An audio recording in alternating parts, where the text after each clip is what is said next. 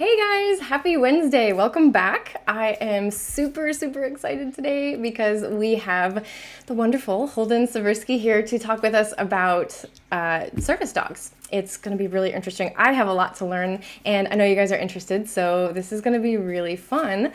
But first, let me tell you a little bit about Holden. She has a slew of credentials, among which are graduating from the Academy for Dog Trainers, which is also my alma mater, along with completing an internship at the SFSPCA, and so many more I can't even tell you. So Holden can tell us more if she'd like. But let me say some quick hellos to Sandy and Kevin and Consultative Line Guy and Karen. Kevin asked a question, are we going to meet the new puppy? And I'll tell you just quickly about that. So David and I brought home a foster puppy today. It's going to be our first foster dog. She's 4 months old. She's a Doberman, and she is a ton of fun. We brought her home a few hours ago, and it's just been nonstop play pretty much since then. I don't know if we'll convince David to make a special appearance a little bit later on, but just so you know, if anything crazy happens with the dogs, it's probably because we've got a new dog in the house today. So with that out of the way, allow me to bring on Holden. Hey! Hello. So nice to see you and welcome everybody. Yeah. Sandy says, "Oh, the puppy's gonna be a foster fail." Man, they're very well matched, but David and I have agreed we want a very small dog as our next dog, so it can't be a foster fail. Although she's really great. She's super cute too. Oh my gosh, did you see the pictures? Oh yeah. Oh Nice, yeah. nice. Hola, Dr. Elo, welcome. Cool. So, did you want to tell us anything about yourself first, Holden? You covered the basics. Yes. I've been working in shelter and rescue and as a professional dog trainer since about 2012. I've worked at multiple rescue organizations. I have also performed intake at municipal shelters all over the state of California. So I've gotten my eyes on lots and lots of dogs.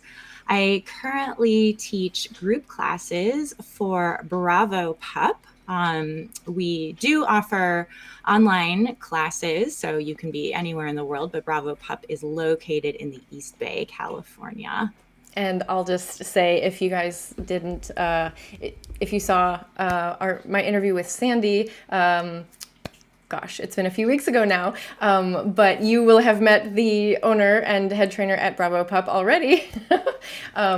So yeah, Sandy is wonderful, and I'm so Fabulous. jealous, Holden, that you get to work together. Yes, I'm very happy about that. And then I also have a private practice, Holden K9. You'll see my little logo in my slides in a second. And I do consulting for shelter and rescues across the country, as well as for private clients.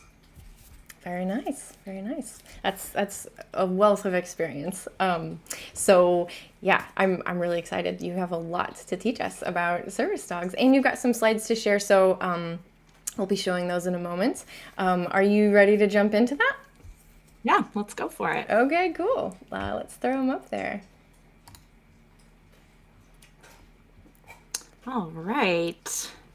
So there are all types of service dogs. Today we're going to be focusing kind of in my wheelhouse where I have the most experience, which is service dogs specifically for psychiatric disabilities. Very cool. And hopefully, let me get my cursor going here. There we go. Before we get kind of into the nitty-gritty of service dogs, I realize there's a lot of confusion over the labels of different types of dogs who help. And so I just wanted to take a second to sort of clarify the different helper dogs and what they do, what the requirements are for them. So on the left, you'll see emotional support animals. And these are animals that are prescribed by by a doctor or a therapist. They provide comfort and support by their presence alone. So they do not need to be trained to do any specific tasks. Their presence, as anyone who has a pet can tell you, can be supportive to anyone. They can be multiple species, so it doesn't necessarily have to be a dog. They can typically, at least in the United States, live in pet restricted housing. However, they are not generally approved for public access. There is some changes recently happening with flights. Most airlines used to allow emotional support animals to fly in cabin and uncrated with their guardians, and that's changing a little bit. So it's sort of a question mark, and I think it's specific to the airline right now. But they are generally not allowed into, restaurants, grocery stores, things like that. And again, there's no training requirements for an emotional support animal. And then we have therapy dogs. These guys also, like emotional support animals, provide comfort and support by presence alone. However, they do this for multiple people. So you will see therapy dogs working in courts, in hospitals, schools. They're generally part of an organization. So there are multiple organizations that individuals will own a therapy dog, not for themselves, but to help others. And then that organization will organize their visits to facilities so that they can provide comfort and support to those people. Generally, they have passed the American Kennel Club's Canine Good Citizen evaluation. You can certainly look that up and see what the requirements are. And there are multiple trainers who are certified to perform this examination.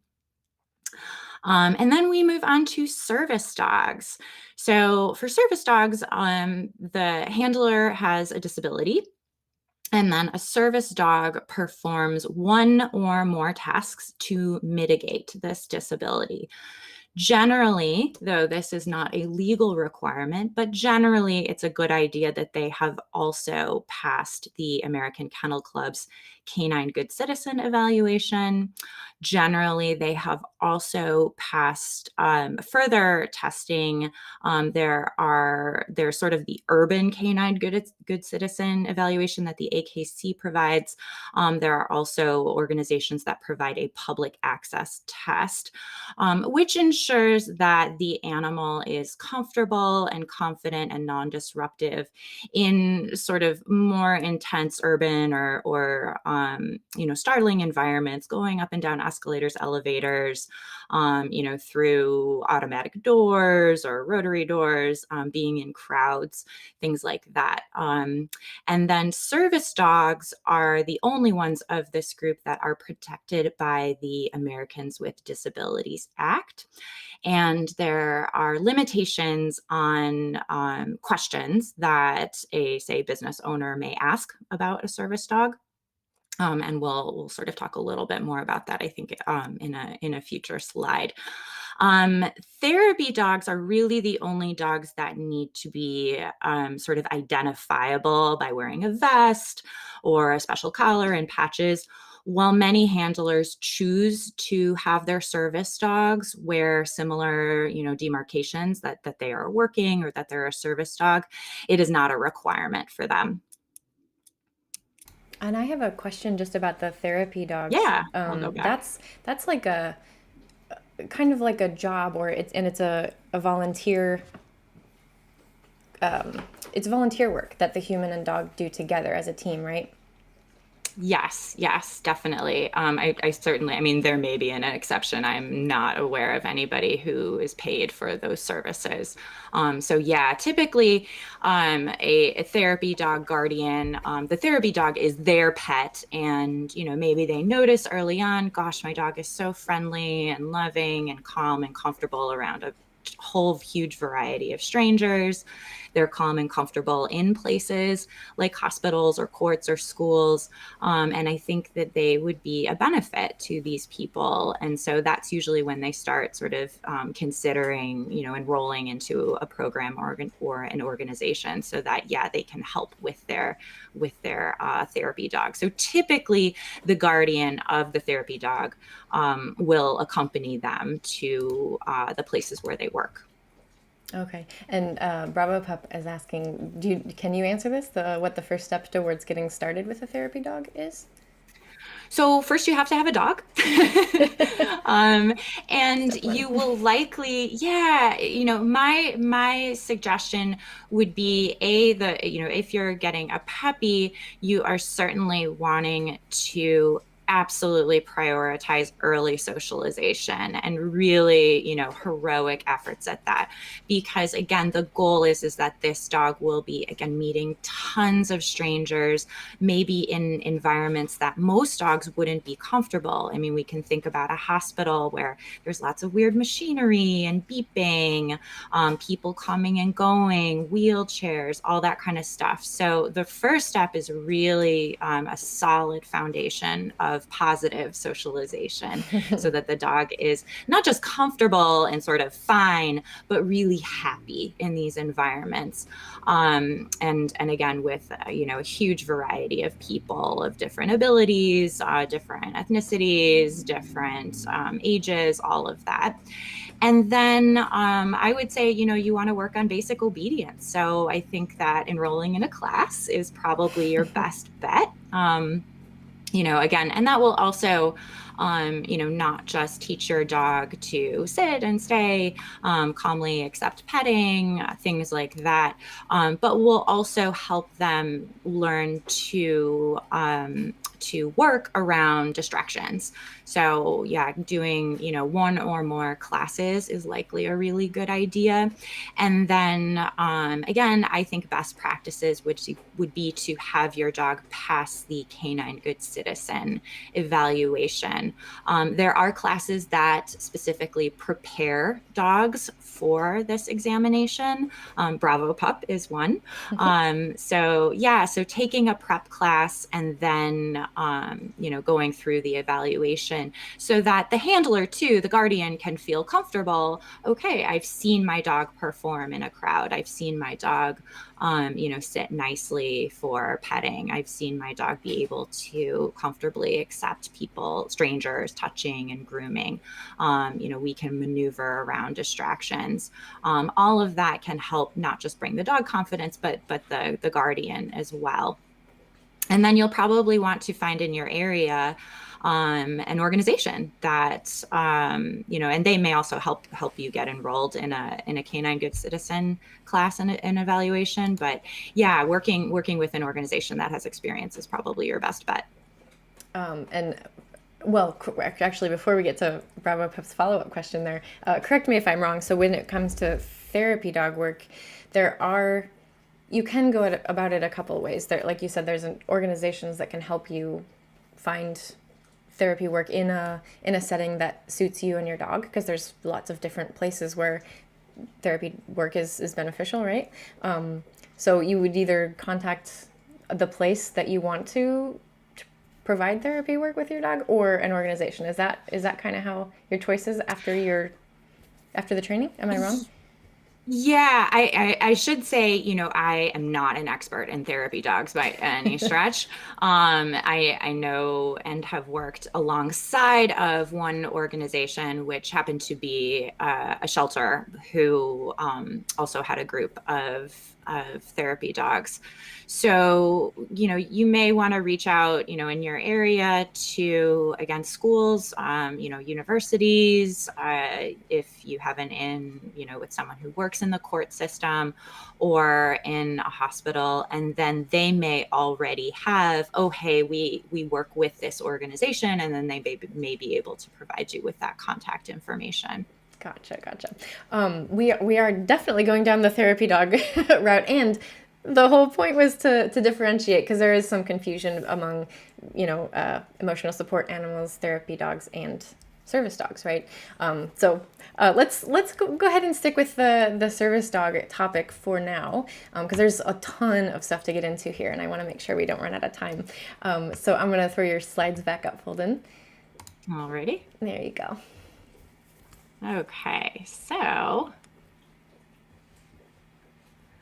wanted to discuss a little bit about the process. And I want to also sort of, say this with the caveat that there are different roads. The order of events here is not always the same. There are different, paths that people can take. This is sort of one example, or I'll give you a few different examples. But again, with service dogs, there is no requirement for formal training. However, service dogs can certainly be owner trained. But I just wanted to give you kind of an idea of the process that I've been familiar with and what is the sort of usual route. So first on this list here is selection. And this may be the selection of a puppy even prior to 8 weeks. There certainly are breeders that will breed dogs specifically for service work. And for different types of service work. And then there is foster, backing up to selection, rescue dogs can certainly become service dogs, and I have some experience with that. So it doesn't necessarily need to come from a breeder. And then, we want to see how the dog does in a home. So when I say foster, this may also be what is known as a puppy raiser. So someone who takes the puppy from the breeder at 8 weeks, and then their job is really to be like working on socialization and sort of these early experiences. In the case of an adult rescue dog, particularly in a shelter program such as the one that I worked in, we knew from research that a dog's behavior in the shelter environment was not always predictive of what their behavior may be in a home environment. So part of the process in that program was to place the dog in a foster home so we could maybe get a more accurate read about whether or not we still thought this dog might be a success as a service dog. And then there's training, and then we move on to making a match with a handler. And so just again, to give you a little bit more detail here, like I said, the selection can be from a breeder, a shelter, but what are we looking for? We're really looking for a dog that is affiliative with people. We want a dog that truly enjoys being very close to people. I would also be looking for a dog that has a very low startle reflex. And, there are certain organizations that come up with tests for this, particularly for adult dogs or like I said, shelter and rescue dogs. Sometimes, again, these tests can be predictive, sometimes not. But if I'm evaluating a dog for possible service work, I really want a dog that doesn't startle easily, that rolls kind of with the punches. Though at the same time, I don't feel it's ethical to intentionally try to scare a dog. So that can be kind of a tricky process. We want to kind of look for their response to sort of a change in the environment. Sometimes we would do something like from a distance, sort of accidentally dropping a clipboard. I mean, not an accident, but maybe making it look like that. So, a little bit of sound there, something has fallen, and we want to see, does the dog notice it? Do they startle? How quick is their recovery from that emotion? just to sort of get an idea. Oh, okay, if there's a sudden change in this dog's environment, how are they likely to respond? And then the other thing that we definitely want to be looking for is a dog that's easy to motivate. Are they happy about taking treats? How interested are they in toys? Can I motivate them away from a distraction? How easy is it for me to use positive reinforcement to get their focus? So those are all kind of things that I personally would be looking for. And then again, our next step going into foster, this could be a puppy raiser, focusing again on socialization. We want to be bringing this puppy to malls. We want to be bringing this puppy to outdoor environments, crowds as much as possible.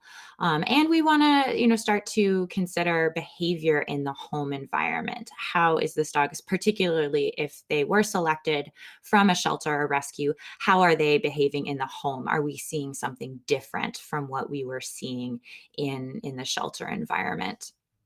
And then moving on to early training, we certainly want a dog that's potty trained. And, for many service dogs, handlers find it to be very helpful, particularly if they are going out with their dog in public, to have potty behavior done on cue. So that might be something that early training includes. Cues like, go potty or hurry up, so that before entering a place, an indoor place like a restaurant or a mall, the handler can be sure that their dog has sort of been emptied. And then, just basics, sit down, stay, possibly some early heel work. And then some organizations, if you're going that route, instead of owner training or even trainer supported owner training, they may be beginning task work early as well, particularly if it's an organization that, certain organizations will sometimes cater to different disabilities. Guide Dogs for the Blind would be one example, and we'll talk a little bit about their work in a little bit. So they may start doing sort of overall task training and see, what particular dogs might be better for which tasks, and that's going to then help them in matchmaking. And some organizations will start to work on more advanced obedience stuff. So they may go a little bit beyond the basics. And then moving on to matching a dog with a handler. I put bond at the beginning because this is so, so important. These two individuals, the handler and the dog, are going to be working as a team, and their bond is the most important thing. They really are a duo. So, and some suggestions, and certainly ones that I support, is that the dog's handler, the individual with the disability, is really the only one who is feeding the dog, performing, usual caretaking rituals, playing. This can be tricky, especially for families, for people who don't live alone. Sometimes, especially in the case of children, not disabled children, but children who have a disabled caregiver, may be quite disappointed to find out that the dog is not their pet. There is a really great children's book dedicated to exactly this purpose. It is entitled Only Daddy's Dog by Cynthia Crossan Power. If you are a member of a family and one of the adults in the family is disabled and you're looking into service dog work, opening up these conversations early so that there's a lot of clear understanding amongst the family members that this dog is not a pet. The dog is a working dog and is technically and really legally medical equipment. And so, while that isn't to say there can't be any interaction among the dog and the rest of the family members, we really want the dog to be bonded primarily to the handler and to be looking to the handler for all of their reinforcement. So those can be tough conversations, and is just sort of part of the reality of choosing to have a service dog over a pet dog. So the process doesn't end there. After the match, there is typically further training, and this is where I would really start to focus on individualized task training. We'll talk more about that in a future slide. And we're going to be looking for that, again, CGC certification through the American Kennel Club, and also a public access evaluation. And so whatever training supports the dog in qualifying for, these certifications. Again, they are not required. All that is required of a service dog is that they perform one or more tasks for their handler who has a disability. However, these benchmarks can be incredibly supportive, again, not just to see, how will the dog do in public, but also to give the handler confidence and practice in different environments before they sort of throw themselves and their dogs into what can be, tricky and sometimes scenarios that have a lot of unexpected things come up. So that can be very helpful to build their own confidence. We have a question from Suzanne here about the dog not being a pet. She says, can the dog be both a pet and a working dog ever? Is that ever Yeah, I do talk a little bit about that in the slide because as a service dog who's living with you, of course, they're also sort of part of the family, and they absolutely, I believe, ethically deserve all of the things that a pet also gets. And so, enrichment and fun in their life and time off as well from working. So yes, they can certainly be a pet and a working dog. However, you want to make sure that you're not changing their ability to work where, say there's more than one person in your household and the other person is then, not the handler with the disability, but the other person in the household is seen as the fun person. And then, that can sometimes, create some tricky scenarios where the dog isn't willing to work as much for the handler with the disability. So, again, there's no real requirements for that. I just think that, you really want to consider the dog's happiness and willingness to work, and not every dog is cut out for this. It's a tough job, and we're asking a lot of these individuals. And on that same vein, we want to make sure that this dog is feeling happy, enriched, exercised, all that kind of stuff.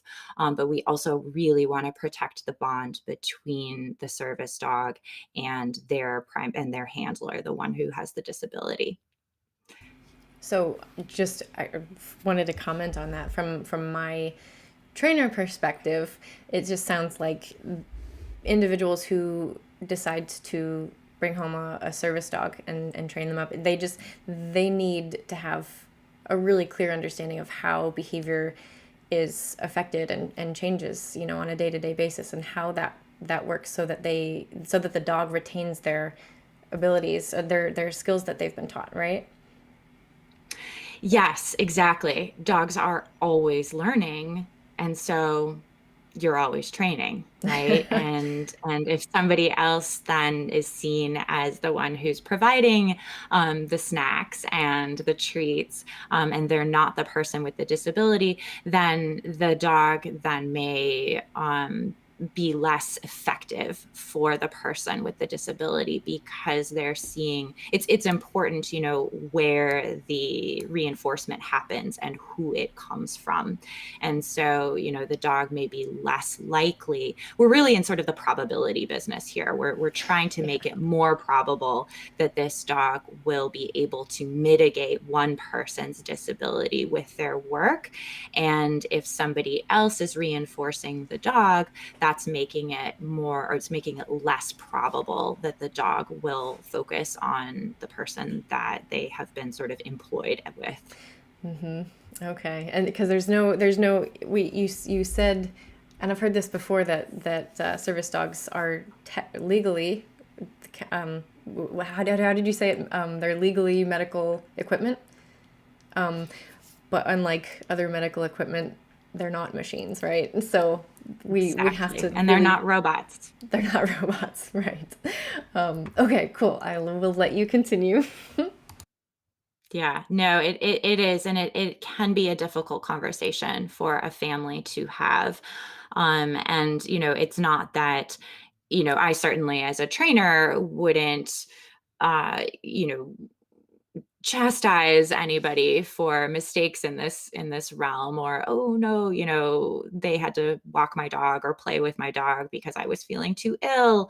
That's certainly not my job. All I know is that, okay, now we have to think about, how do we then make it more probable that this dog will learn to refocus on the handler.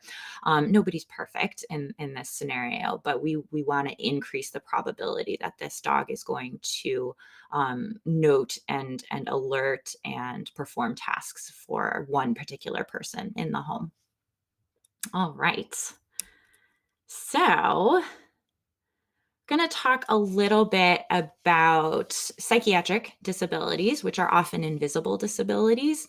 Psychiatric disabilities cover a wide range of conditions, incredibly common. You can also see that the National Institute of Mental Health reports that as many as 25% of adults in the United States will suffer from a diagnosable psychiatric condition in any given year.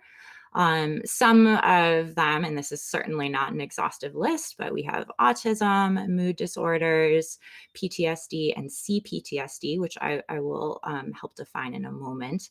Anxiety, depression, schizophrenia. There's just lots and lots of things that fall under the sort of psychiatric disability bucket. What causes them?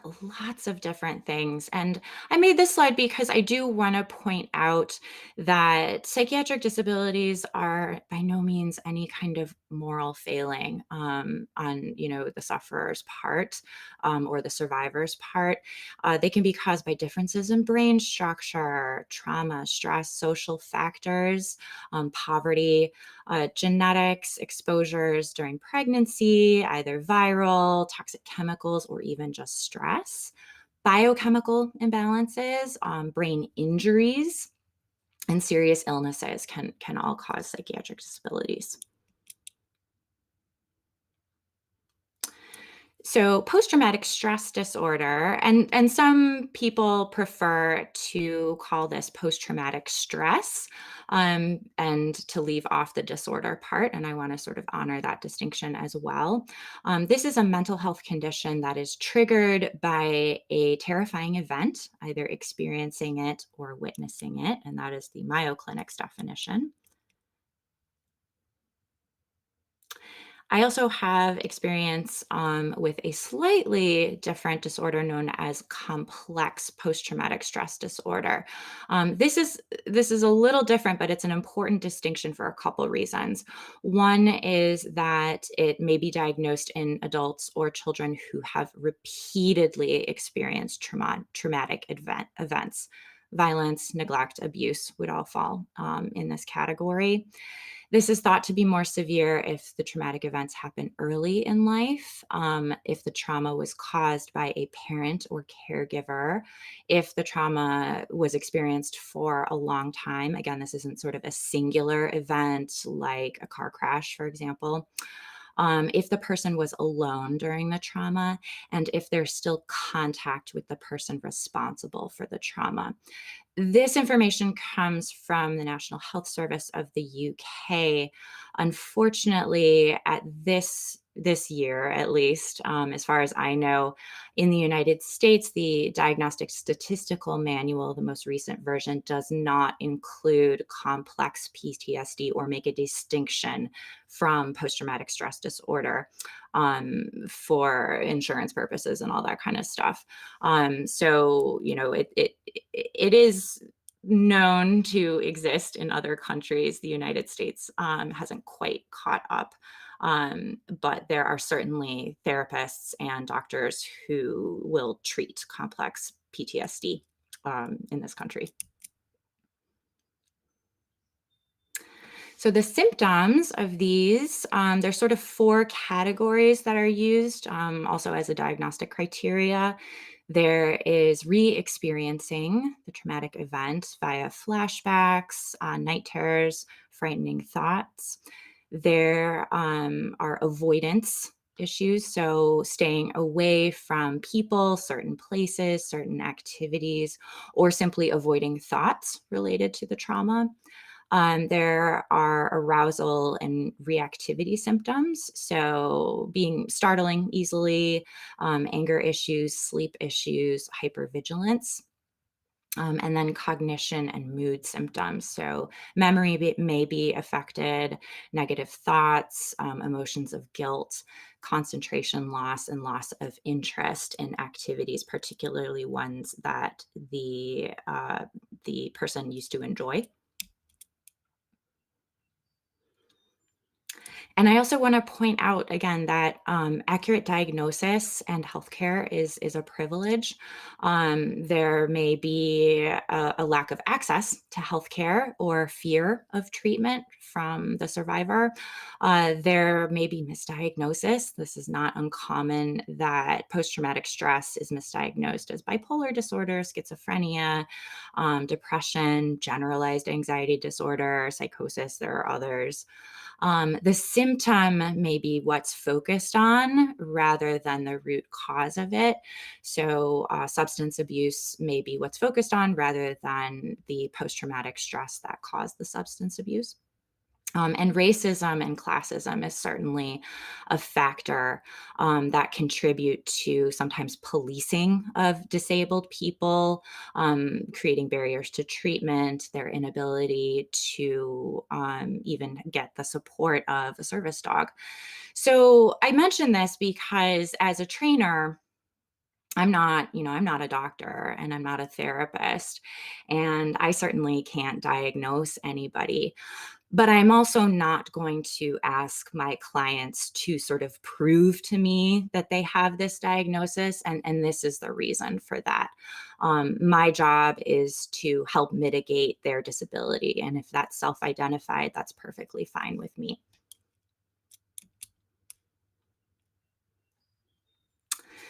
So, what can these dogs do for us?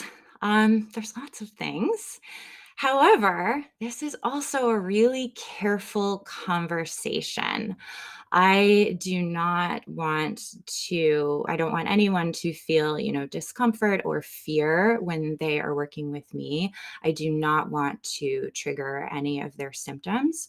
And I want to be HIPAA compliant.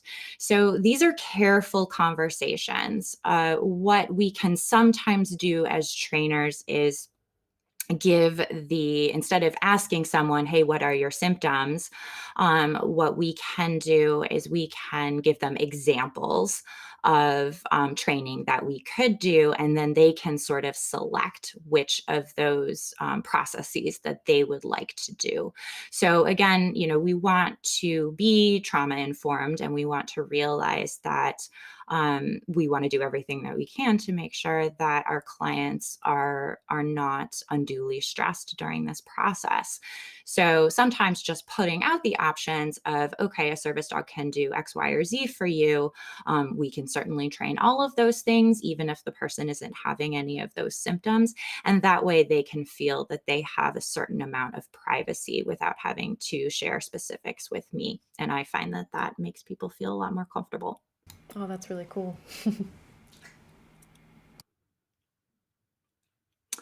So mitigating tasks, going back to, what typical symptoms are. Service dogs for psychiatric disabilities can, particularly PTSD and CPTSD, can wake handlers from night terrors. And there are a few things that they can do to wake a handler.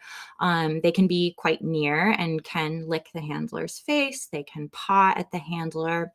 However, some folks have quite violent expressions of their night terrors. And in that case, we want to also ethically consider the dog's safety. If, somebody, when they're unconscious, is thrashing around or sort of physically enacting their night terror, that would not be the choice I would make. In that case, what I would do would be to train the dog to bark in order to wake the handler from that night terror.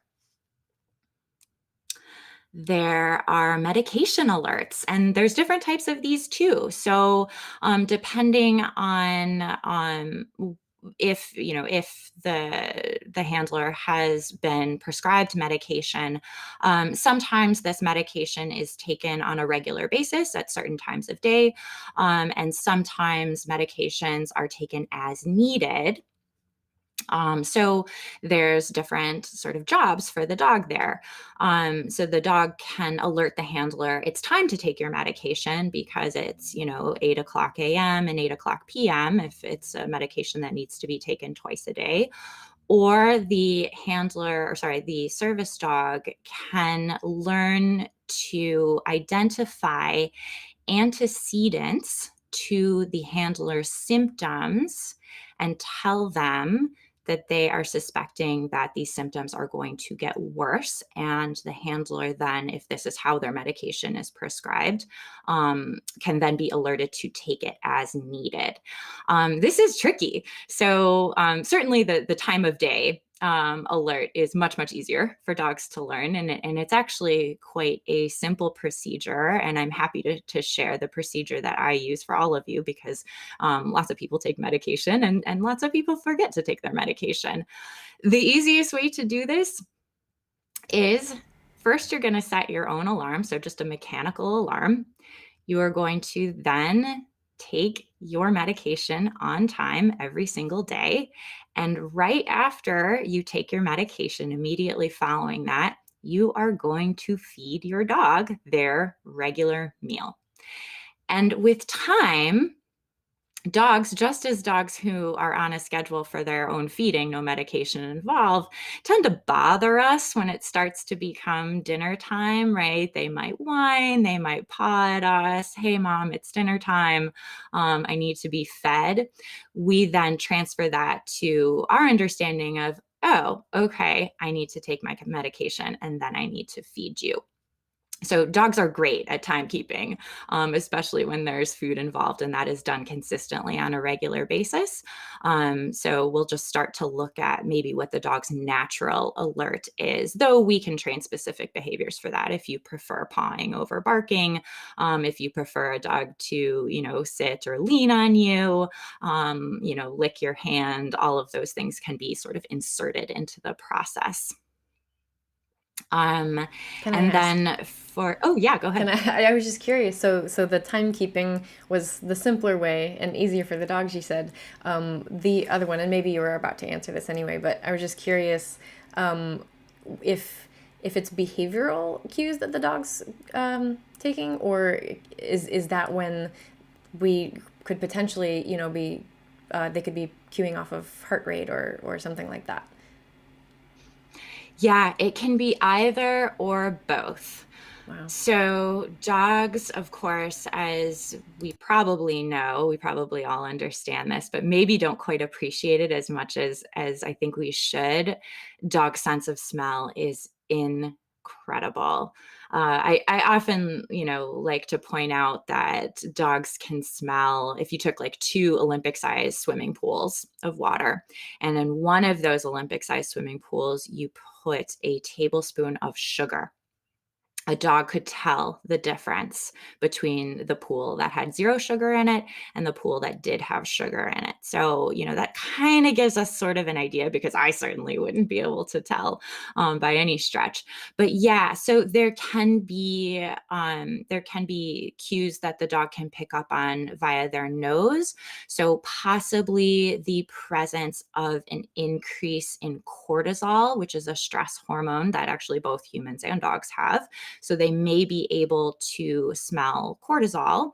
They may be able to smell adrenaline. I don't have experience training diabetic service dogs, but their alerts are all based on scent. So they can certainly smell blood sugar levels in their handlers. And so, yeah, there could be those cues that they can just tell by their nose.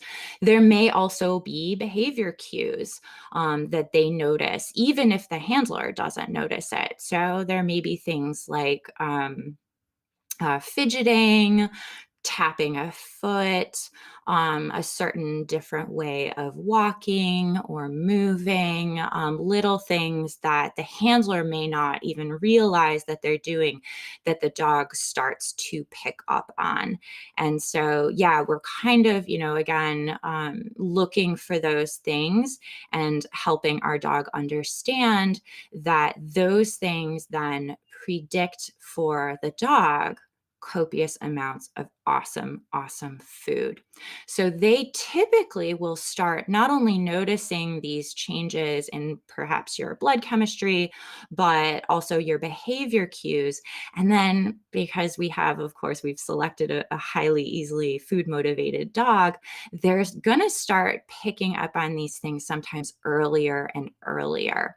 And so folks who may have seizures as a symptom, for example, I certainly know of a service dog that was able to pick up on the antecedents to the handler's seizure quite a bit early. So the handler was then able to proactively take medication so that they didn't experience the seizure later. And that was a wonderful success for that team. Were there other questions on this one?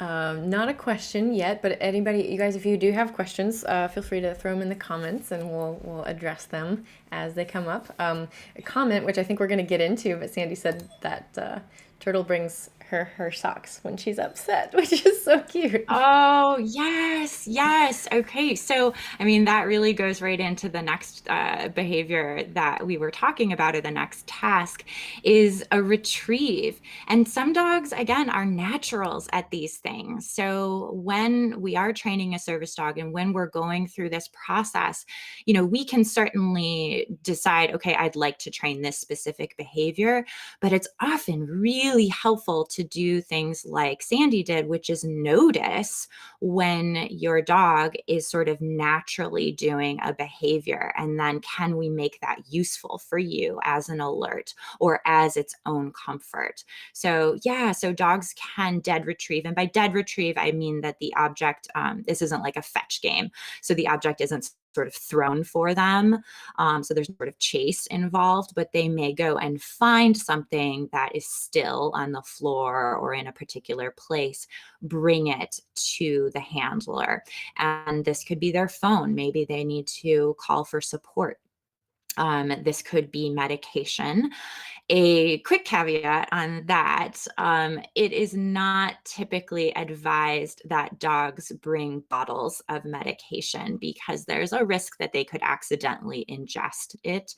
So what I will ask my clients to do is we're going to first train with like a little DOP kit, a little medication kit, so that that medication is in a secure bag, and then the dog can learn to bring that, and that just brings down the risk of accidentally your dog ingesting medication, which can be a very expensive vet visit. Certainly, they can bring water as well as the medication, so they can help you take what has been prescribed to you without you having to get up, possibly causing dizziness wherever you are. And then also dropped items. I have certainly had clients that had issues keeping a hold of something in their hand. So keys, cell phone, we trained that person's dog to bring those things that she had dropped to her. And then a dog can also lessen the impact of an attack, particularly like a panic attack or an attack of any of these symptoms, with a few different behaviors. So the first one that I have listed is deep pressure therapy. This is when, and that's sort of what the icon is, this is when the dog provides sort of a pressure on typically chest or legs, really whatever the handler finds is mitigating to them. And then they can sort of do that automatically during an attack, or they can be prompted to do so. Bracing. So if the person has, lost consciousness or has gotten dizzy for a while, and then eventually it's time for them to stand back up, the dog can provide support when they're becoming upright again. And then again, just sort of alerting support. So, what is this person's plan when they are unfortunately experiencing an event? Is there a person in the household that can be alerted? Can the dog go and tell that person, hey, my handler is unfortunately experiencing this event, and then the support person can then come and know that they need to help their household member or family member out. Any other questions on tasks? Again, this is not an exhaustive list, but these are typical helpful things. All right. So how do we do this? I've talked a little bit about that. Again, we don't want to undersell how important this early socialization is, the choice in our dog. We want a dog that is confident, that is not going to be scared or nervous themselves in a wide variety of situations. And we really want to create these positive associations early. Yeah, elevators are perfectly safe. Which isn't a natural thing for most dogs. Elevators are terrifying for many dogs, or, traffic, or riding on a bus, or taking an airplane trip. Airplanes can be tough to sort of train for because you're sort of on one on a flight or you're not. I did do a sort of creation of a fake airplane for a client where we used sort of a pavilion area to set up chairs very close to one another. We got some super loud fans to the engines. We got luggage. We got a big crowd of people to come in and sit in close proximity to help the dog feel very comfortable in a really tight area with people coming and going around them, reaching overhead. Yeah, it was fun. So yeah, sometimes we just have to get really creative if we're unable to take a flight, because then it's sort of make it or break it, right? You either do well on the flight or you don't. So sometimes it's hard to find those in-betweener steps. I've also used car washes to simulate sort of the weird noises and close proximity that an airplane entails. So thinking about those kinds of things is really important. Wow. And then if the dog, oh, sorry, did you have a question? Oh, I just wanted to emphasize your point about the socialization, because socialization is something that we talk about all the time on this channel, and I think we'd agree it's important for every puppy. It's just that much more important if you doing service dog work or the therapy work, like we said.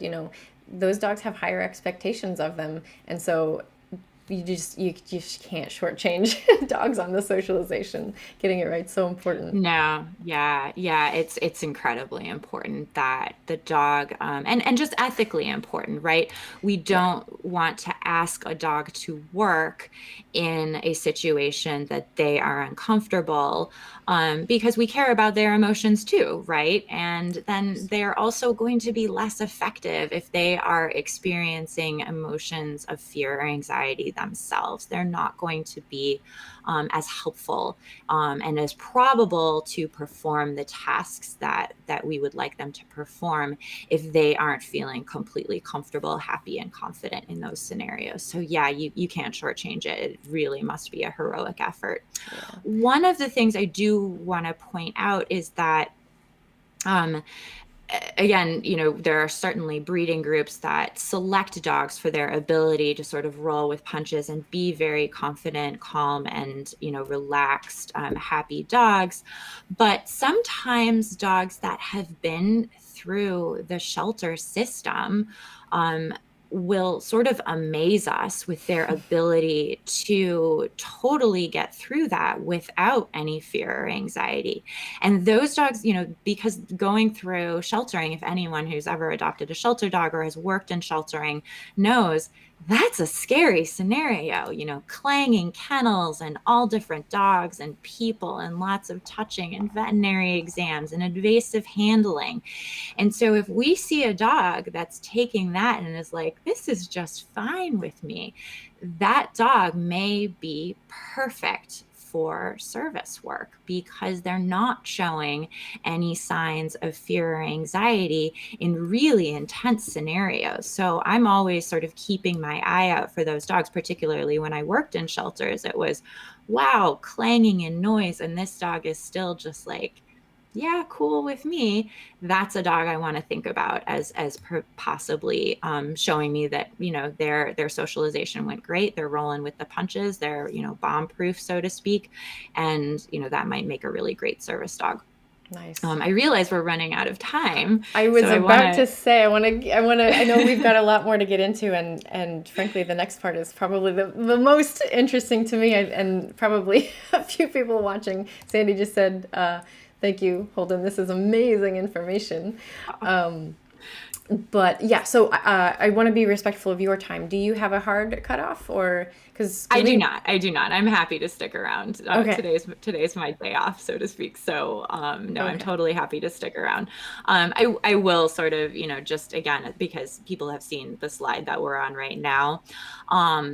The next sort of icon there is a choice to work with a professional can be, again, incredibly and helpful to increase the probability that the dog will be successful long term.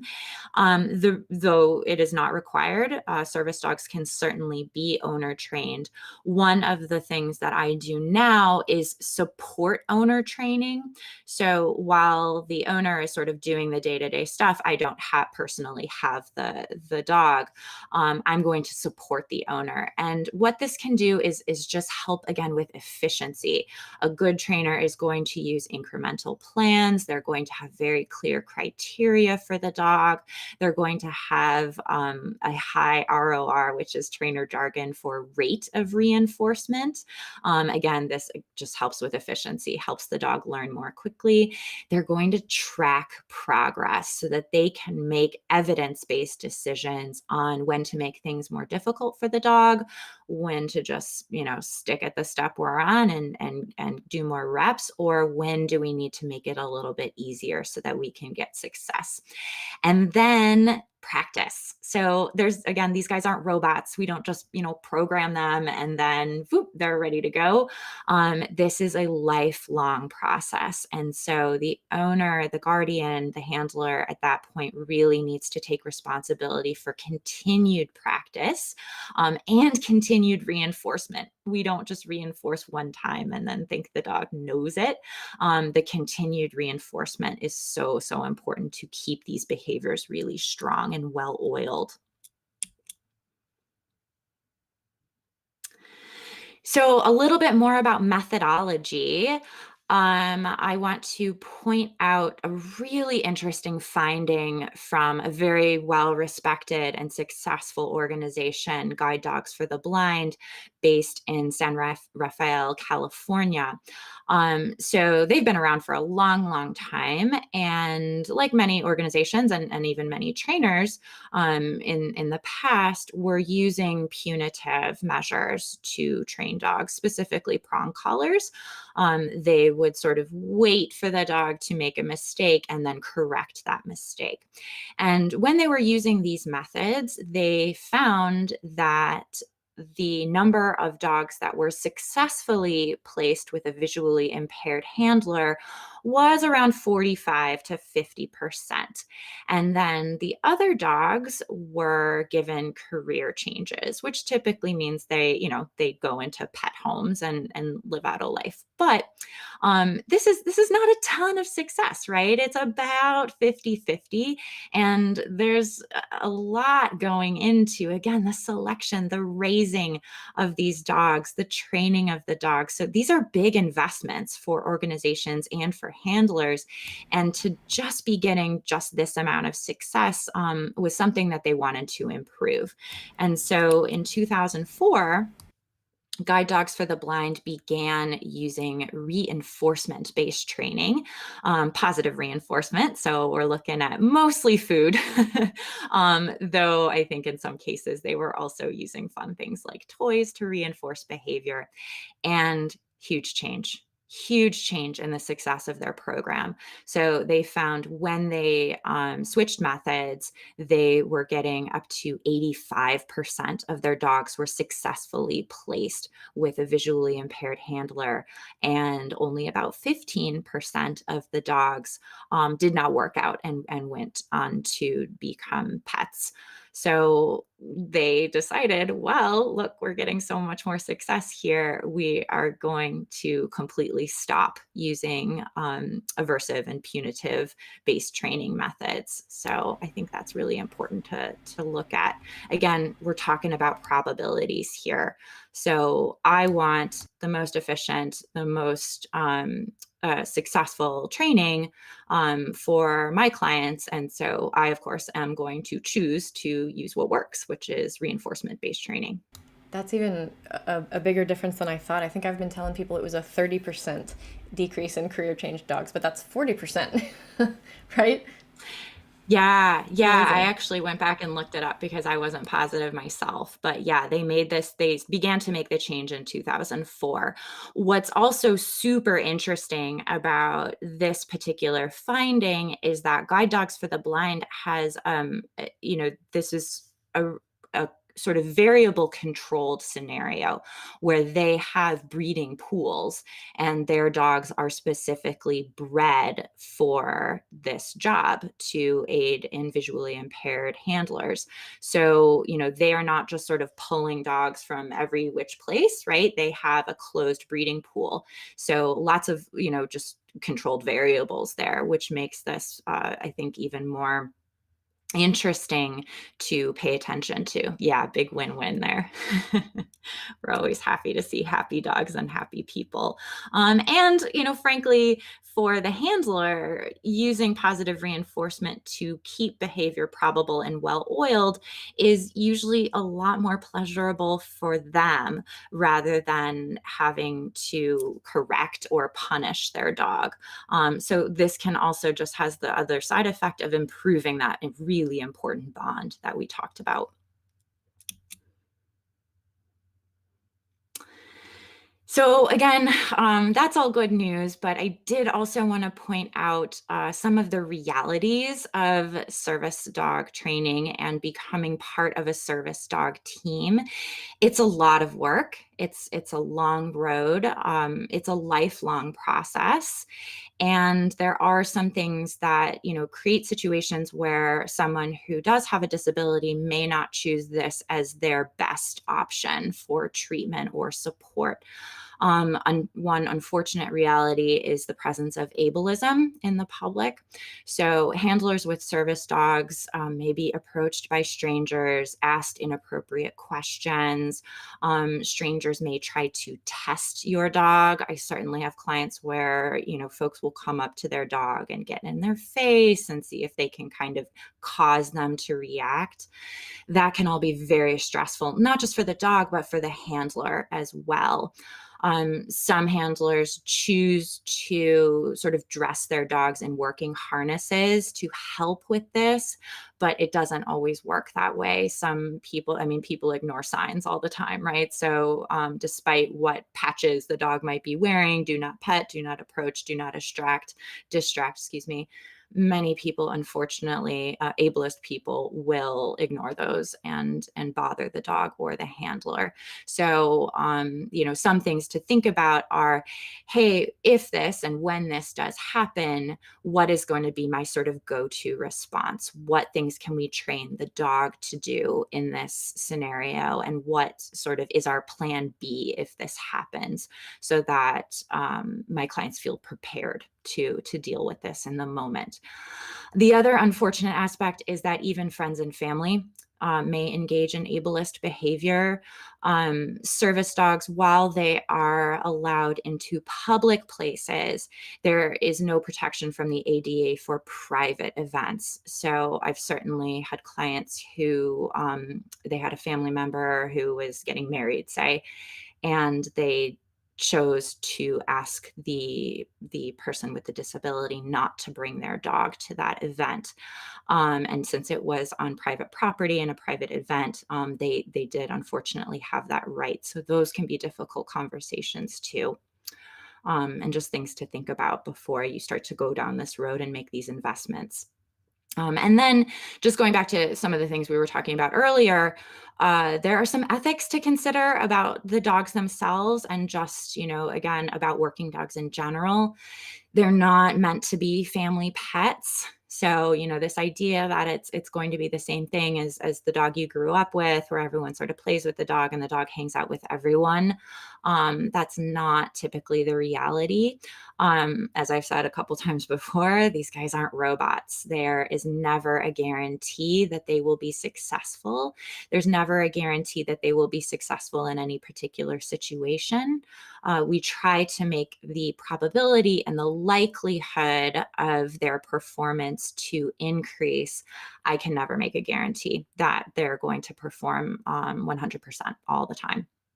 And then they do, they are still individuals and animals, and they do still require time off. They do still require enrichment and fun time off duty to keep them happy, to extend their working life. All of that must be sort of included in the balance of their life.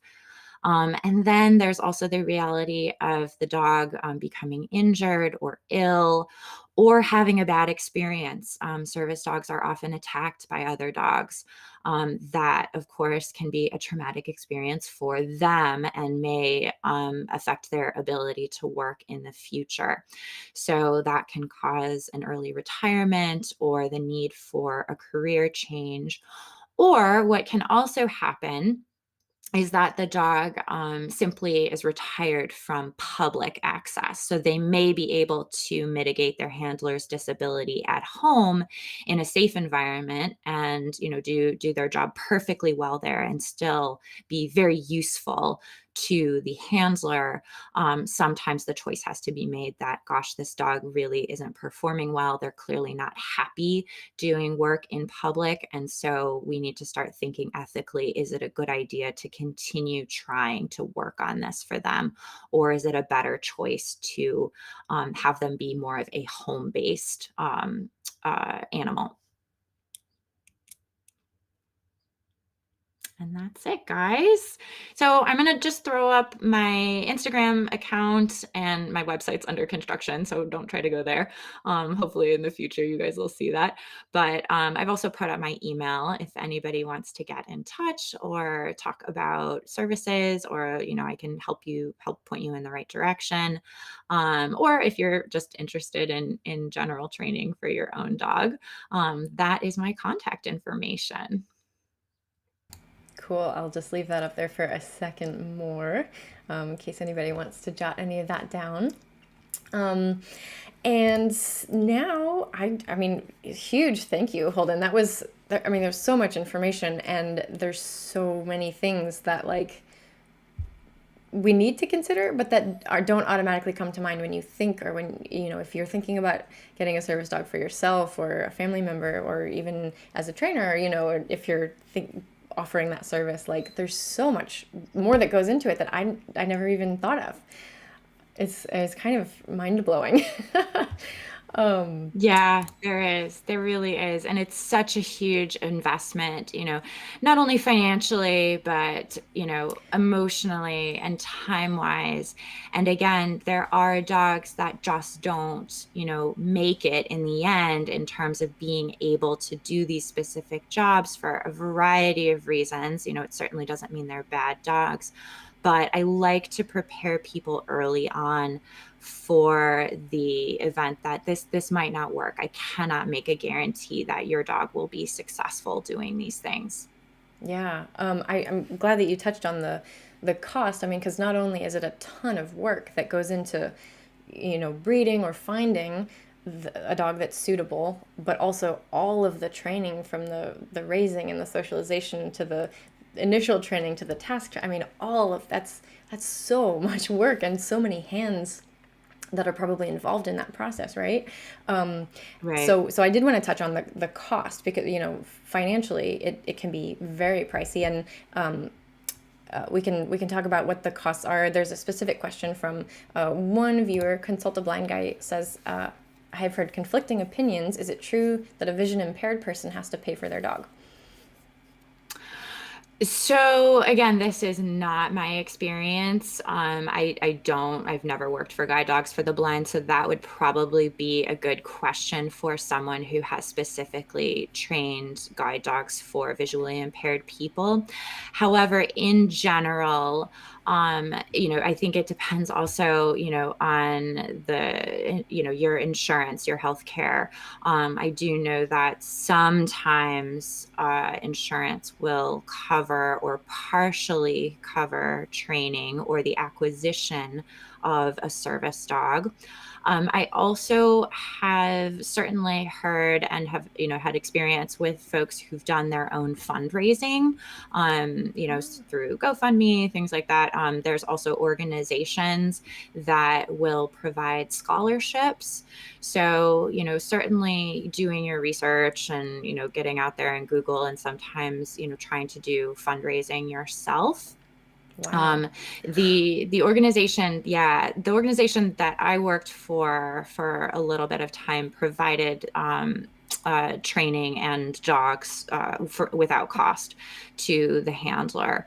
Wow. So I think that, yeah, if cost is a factor, sometimes going through an organization, and this will certainly not be the first time they've been asked this question. I think sometimes going through an organization that can help with either those costs or help with fundraising or possibly provide scholarships, because yeah, and it can be all over the map depending on the level of support that the owner needs. If they can take on some of the training themselves, and just need like a weekly check-in with a trainer, or even a monthly check-in once the sort of big work has been done, that can be helpful. I usually work on kind of, I'll make a sort of initial recommendation and then leave it up to the handler to decide if they want to pay for further support, or if they want to work on their own for a while. I'm not in a really big, great rush. I also will typically help them find um, lesser cost group training classes. Take this class that's going to help the cause. Let's just start there, so that you're not always working one-on-one with a trainer. Certainly, taking classes are less expensive, and that might be able to help them at least start laying foundations. Okay, so I don't think we've thrown out any numbers, but the numbers that I have heard, as if you were just paying for a service dog outright, were kind of astronomical. But if I'm understanding this correctly, as far as ways to pay for it, there's so many options for fundraising and stuff, and there's so many, and it can vary so much depending on how you go about obtaining the dog and training the dog. So the range is probably pretty wide, but it can get in upwards of multiple tens of thousands of dollars. Am I right? Okay. Yeah, I've heard those same numbers too. Okay. Yeah. Oh my Yeah, gosh. yeah, no, it's a really big investment. And I wish that at least in the United States, the healthcare system was a little more supportive Yeah. of service dogs and how useful they can be, particularly in mitigating symptoms. Mm. So yeah, I would love to see a push for more insurance support, or, just a sort of different healthcare system altogether. We can all agree on that. Oh man. Socialized medicine would be really nice for all of us. However, that is just not the case in the United States right now. So yeah, unfortunately, there's sometimes has to be a lot of work and creativity, and sometimes crowdfunding, getting help from family, friends, support, just getting really creative about that, to try and help. I know it's hard. It's really hard here. Yeah, but luckily, I mean, if recent times are any indicator, I mean, I'm seeing people are so generous. People are so willing to help. I mean, it's really cool when you see people really come together, especially for something that's can be so impactful in someone's life like this. Yeah, I've seen the crowdfunding model work out extremely well, and to be very efficient. And I certainly support that in the absence of getting better support from our government. Yeah.